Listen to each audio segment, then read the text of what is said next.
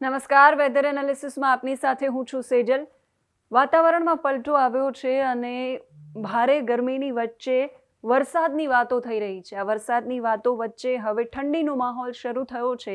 વાતાવરણમાં આવેલો આ પલટો શું સૂચવી રહ્યો છે? ગુજરાતમાં આગામી દિવસોમાં ટેમ્પરેચર વધવાનું છે કે ઘટવાનું છે? આ બધા જ મુદ્દાઓ પર વાત કરીશું. મારી પાછળ તમે સ્ક્રીન જોઈ રહ્યા છો વિન્ડીની, અને વિન્ડીની સ્ક્રીનમાં તમે જોઈ રહ્યા છો ઓરેન્જ અને ડાર્ક ઓરેન્જ બધું જ છે.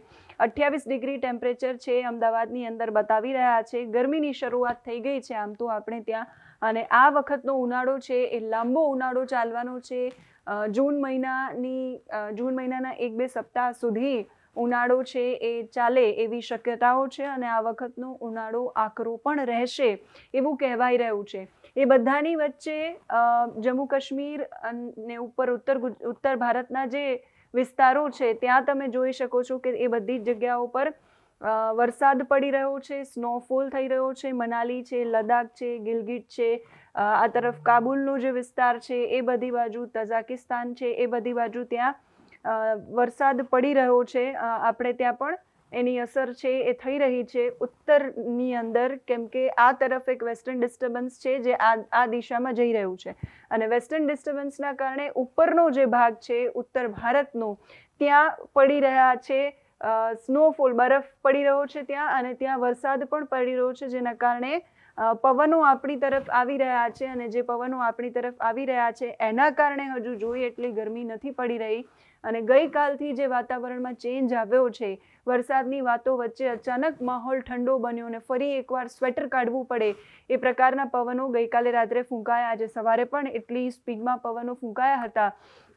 એટલે વાતાવરણમાં ચેન્જ આવ્યો છે એ આ સ્થિતિના કારણે આવ્યો છે, અને 9 માર્ચ સુધી આ પ્રકારની પરિસ્થિતિ રહેશે એવી એક આગાહી પણ કરવામાં આવી છે. અને ત્યાર પછી ધીમે ધીમે ગુજરાતમાં ગરમી છે વધશે.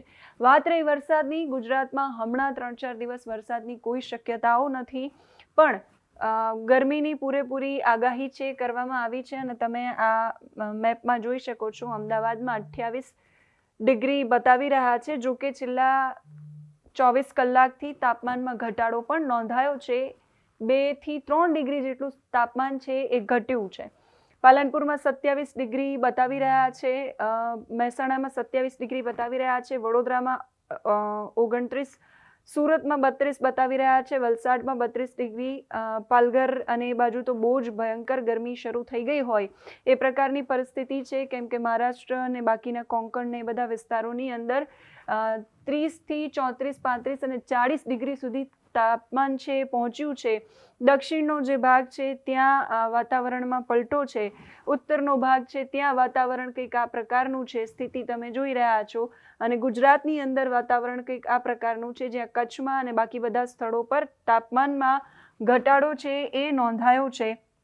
રાજકોટ સહિતના બાકીના જે વિસ્તારો છે, રાજકોટમાં પણ 28 ડિગ્રી બતાવી રહ્યા છે, જામનગરમાં 27, ભાણવડમાં, જૂનાગઢમાં, પોરબંદરમાં એ બધી જગ્યાએ 29 ડિગ્રી તાપમાન બતાવી રહ્યા છે. તો દ્વારકામાં 26 છે. કચ્છમાં તાપમાન છે એ ઘટ્યું છે. નલિયા આસપાસનો જે વિસ્તાર છે ત્યાં તાપમાન 27 બતાવી રહ્યા છે, પણ ખાવડા, રાપર અને એ બધા જે વિસ્તારો છે ત્યાં 25-26 ડિગ્રી તાપમાન બતાવી રહ્યા છે. આ તાપમાન આગામી દિવસોમાં વધવાનું છે. 40 ડિગ્રીથી ઉપર ગરમીનો પારો જાય એવી પણ આગાહીઓ હવામાન નિષ્ણાતો કરી રહ્યા છે. વાત કરીએ હવામાન વિભાગની. હવામાન વિભાગ શું કહી રહ્યું છે? હવામાન વિભાગ ગરમીને લઈને કહી રહ્યું છે. આ ટેમ્પરેચર આંકડા છે જે હવામાન વિભાગે ઓફિશિયલી આપેલા છે, જેમાં અમદાવાદમાં 32.7 મેક્સિમમ ટેમ્પરેચર, અમરેલીમાં 33 ડિગ્રી, બાકી બધે 30 ડિગ્રી આસપાસ તાપમાન છે એ રહ્યું છે. 2 ડિગ્રી આસપાસ તાપમાનમાં ફોલ આવ્યો છે, ઘટ્યું છે તાપમાન. પણ એની સાથે સાથે હવામાન વિભાગનું આ ઓફિશિયલ ટ્વિટર એકાઉન્ટ અને ટ્વિટર એકાઉન્ટ પર પણ પોસ્ટ કરવામાં આવ્યું છે તાપમાન ક્યાં કેટલું ઘટ્યું છે. તો સુરેન્દ્રનગરમાં ઘટ્યું છે, એની સાથે સાથે બનાસકાંઠામાં પણ ઘટ્યું છે. ડીસાની આસપાસના વિસ્તારોની અંદર તાપમાન ઘટ્યું છે, કેમ કે ઉપરથી જે પવનો ફૂંકાઈ રહ્યા છે એ ઠંડા પવનોની અસરો ગુજરાતના આ વિસ્તારની અંદર પણ થઈ રહી છે. ગાંધીનગર, અમદાવાદમાં તાપમાન ઘટ્યું છે, એની સાથે વડોદરામાં પણ ઘટ્યું છે, સુરતમાં પણ તાપમાનમાં ઘટાડો થયો છે, અમરેલી, ભાવનગર, દરિયા કિનારાના વિસ્તારોમાં પણ તાપમાન છે એ ઘટ્યું છે. મેક્સિમમ 35 0.8 ડિગ્રી તાપમાન છે એ નોંધાયું છે. હવામાન વિભાગનું આ ઓફિશિયલ પ્રેસ નોટ છે અને આઉટલુક છે આવતા આખા અઠવાડિયાનું, અને એ આખા અઠવાડિયામાં હવામાન વિભાગ કહી રહ્યું છે મેક્સિમમ ટેમ્પરેચર છે એ 35 થી 39 ડિગ્રીની અંદર રહેશે.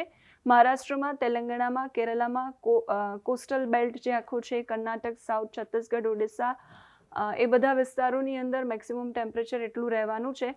એની સાથે સાથે છેલ્લા 24 કલાકમાં મેક્સિમમ ટેમ્પરેચર છે એમાં ઘટાડો પણ નોંધાયો છે. જમ્મુમાં, હિમાચલ પ્રદેશમાં, સૌરાષ્ટ્ર કચ્છમાં પણ નોંધાયો છે. સૌરાષ્ટ્ર કચ્છ મધ્યપ્રદેશમાં નોંધાયો છે. ઈસ્ટ મધ્યપ્રદેશ, ઉત્તર પ્રદેશ, આસામ, ઈસ્ટ તેલંગાણા અને આ બધા વિસ્તારો છે ત્યાં તાપમાનમાં ઘટાડો પણ નોંધાયો છે. 1 થી 2 ડિગ્રી સેલ્સિયસ સુધીનો ઘટાડો નોંધાયો છે.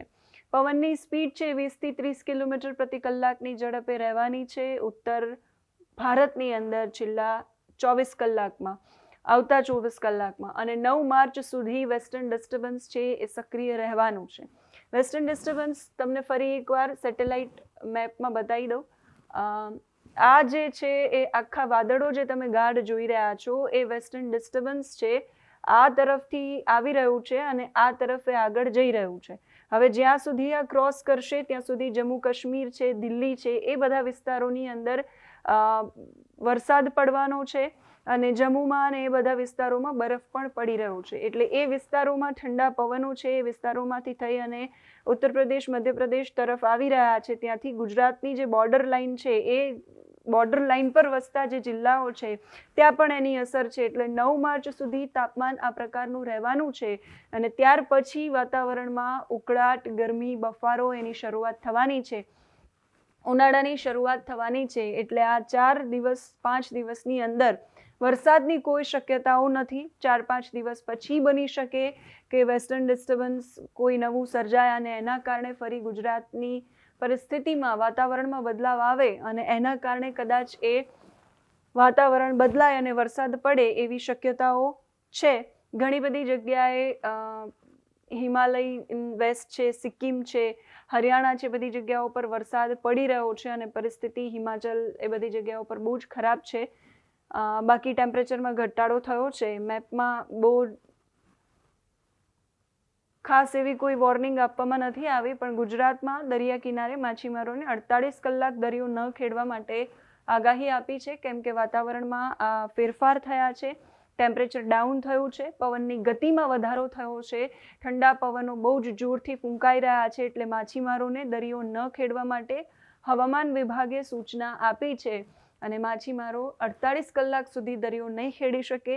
હવામાન વિભાગ જે અપડેટ આપતું રહેશે સતત તમારા સુધી પહોંચાડતા રહીશું. હવામાન વિભાગ શું કહી રહ્યું છે હવે પછીની આગાહીઓને લઈને એ સાંભળો. હમણાં વાતાવરણમાં ઠંડક આવે છે કારણ કે વેસ્ટર્ન ડિસ્ટર્બન્સ જે છે એ હટી જતાં વાતાવરણમાં ઠંડક આવતું હોય છે. આમ છતાં એક પછી એક વેસ્ટર્ન ડિસ્ટર્બન્સ માર્ચ એપ્રિલમાં આવ્યા કરશે અને ઠંડીમાં વધઘટ રહેવાની શક્યતા રહેશે. તારીખ 8 થી 14 એક બીજું વેસ્ટર્ન ડિસ્ટર્બન્સ આવશે. જ્યાં ધારા પણ દક્ષિણવર્તી છે એટલે તારીખ 8 થી 13 કે 14 કે 17 સુધીમાં ગુજરાતમાં અને લગભગ ઉત્તર પશ્ચિમ ભારતમાં વાદળોનો સમૂહ આવન જાવન કરશે અને વાદળો આવશે. અરબ સાગરનો ભેજ પણ આવશે અને અરબી સમુદ્રમાં તારીખ 13-14 એક સર્ક્યુલેશન બનશે. એટલે હવે ધીરે ધીરે માર્ચ માસમાં પણ લગભગ એક પછી એક વેસ્ટર્ન ડિસ્ટર્બન્સ આવશે. પણ ગરમી અંગે જોવા જઈએ તો તારીખ 8 માર્ચથી ગરમી વધશે, જેમાં ઉત્તર ગુજરાતના ભાગોમાં મહત્તમ તાપમાન લગભગ 17 થી 38 ડિગ્રી સેલ્સિયસ જેવું થવાની શક્યતા રહેશે. કચ્છના ભાગમાં 4 ડિગ્રી સેલ્સિયસ જેવું થવાની શક્યતા રહેશે અને દક્ષિણ ગુજરાતના ભાગમાં લગભગ 41-42 ડિગ્રી સેલ્સિયસ જેવું થવાની શક્યતા રહેશે. મધ્ય ગુજરાતના વડોદરા વગેરે ભાગોમાં 40-41 ડિગ્રી સેલ્સિયસ જેવું થવાની શક્યતા રહેશે. ત્યારબાદ આ વેસ્ટર્ન ડિસ્ટર્બન્સ હટતા ફરી પાછો ગરમીમાંથી ઘટાડો થશે. એપ્રિલ માસમાં પણ આવું રહેશે. એપ્રિલ માસમાં પણ એક પછી એક વેસ્ટર્ન ડિસ્ટર્બન્સ આવશે. એટલે આ વખતે કાઢળ ગરમી પડવાની શક્યતા હોવા છતાં વચ્ચે ગરમીમાં વધઘટ પણ થતી રહેશે. એ હવામાનમાં કંઈક નવીન પ્રકારનું આ વખતે જણાઈ રહ્યું છે. અને ચોમાસા અંગે જોવા જઈએ તો આ ચોમાસું વેસ્ટર્ન ડિસ્ટર્બન્સ નબળા આવ્યા છે. એટલે હવે આ ચોમાસા અંગે લગભગ ઇન્ડિયન ઓશન ડાયફોલ અને દક્ષિણ ગોળાર્ધનું હવામાન કેવું રહેશે તેના ઉપર આધાર રહેશે. આમ છતાં ચોમાસું કંઈક અંશે लो प्रेशर एक પછી એક બને તો સારું પણ રહી શકે. જી, आज का जो पूर्वानुमान है आने वाला अगले 7 दिन तक मौसम ड्राई रहेगा और जो उच्चतम तापमान और लघुतम तापमान है आगे 24 घंटे में थोड़ा एनएलसी कैटेगरी में रहेगा. अभी जो टेम्परेचर है 1 से 2 डिग्री सेंटीग्रेड के अंदर ही रहेगा, लेकिन 24 घंटे के बाद तो टेम्परेचर फिर 3 से 5 डिग्री राइज हो जाएगा, बढ़तर रहेगा. 3 से 5 डिग्री सेंटीग्रेड की बढ़तर रहेगा. 24 घंटा तक अभी एनएलसी कैटेगरी में रहेगा. और जो अभी पवन का दिशा है उत्तर से उत्तर पूर्व है और जो अहमदाबाद आसपास का क्षेत्र है आसमान उसके लिए पूर्वानुमान जो है अगले 24 घंटा तक आसमान क्लियर रहेगा और मैक्सिमम जो उच्चतम तापमान है 33 डिग्री सेंटीग्रेड के आसपास और लघुतम तापमान जो है 17 डिग्री सेंटीग्रेड के आसपास रहने का पूर्वानुमान है. और जो माछवाड़ी भाई है इसके लिए आज भी हमारा वार्निंग है, येलो वार्निंग दिया गया है. जो गुजरात तटीय क्षेत्र है, नॉर्थ एंड साउथ गुजरात तटीय क्षेत्र, इसमें जो विंड स्पीड है 45 to 50 किलोमीटर प्रति घंटा में रहेगा, तेज हवा चलेगी और गास्टिंग रहेगा 55 किलोमीटर प्रति घंटा में रहेगा. इसलिए मछुआरे भाई को थोड़ा समुद्र में जाने के लिए मना किया गया है. 1 दिन तक ये वार्निंग है. हाँ, अभी जो हवा समुद्र का जो हवा एक तो बात है क्यों बढ़ रहा है, इसके लिए प्रेशर ग्रेडियंट है. प्रेशर ग्रेडियंट बना हुआ है, कल भी था, आज भी प्रेशर ग्रेडियंट बढ़ा हुआ है. इसके लिए विंड स्पीड बहुत ज़्यादा है समुद्र में. और जो टेम्परेचर ये डाउन हुआ है, हम कल भी बोले थे, जो northerly wind northerly to northerly north easterly wind अभी यहाँ से पास कर रहा है, इसके लिए टेम्परेचर डाउन हुआ है. और नलिया का टेम्परेचर 12.8 डिग्री सेंटीग्रेड कल डाउन हुआ है. इसका कारण आप तो जानते हैं, डिजार्ट के कारण वो टेम्परेचर इतना वेरिएशन रहता है. डिजार्ट से पूरा ठंडी हवा आई कल, इसके कारण थोड़ा ठंड. सिग्नल मतलब येलो वार्निंग दिया गया है उत्तर और दक्षिण दो तटीय क्षेत्र जो है गुजरात की, इसके लिए 1 दिन के लिए.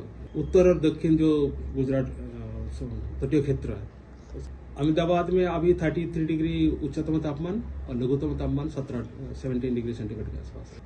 अभी देखिए आज तो प्रेशर ग्रेडियंट बना हुआ है, इसके लिए थोड़ा ज़्यादा चल रहा है. अभी धीरे धीरे उसका स्पीड कम होने का.